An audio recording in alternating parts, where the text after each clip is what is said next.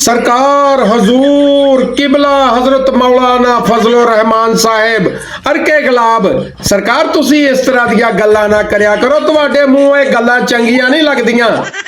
सरकार किबला दी जमात ने बलोचिस्तान दे विचों मादनियात दा जिहड़ा बेला मिनरल दा सरकार ओ मंजूर करा दिता वा वोट पै गए ने ते मौलाना फजलो रहमान साहब नूं हुण पता लग रहा कि मेरे बंदियां ने जिहड़ा वा बिल मंजूर कराता ते मुर्शद सुच्ची सरकार ने हुण बिल मुस्तरद कर दिता वा।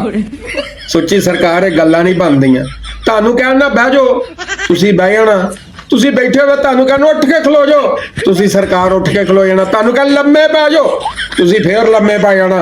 सरकार गल ये आ भी इमरान खान छड्ड के बाकी जिहड़ी भी गौरमेंट होवे सरकार तुसीं ओहदे नाल है वो पता नहीं की आंदे हुंदे आ घिओ शक्कर ते वो खिचड़ी वाला हिसाब आ तुहाडा। सरकार ना इन्हां माड़े बंदियां नूं विचारियां नूं तड़ियां छड़ियां लाया करो। तुसीं जड़ियां ना सारियां नूं अपने डेरे उत्ते बुला के रौनक शौनक ला छड़िया करो। चिड़ी विचारी की करे हुण ठंडा पानी पी मरे।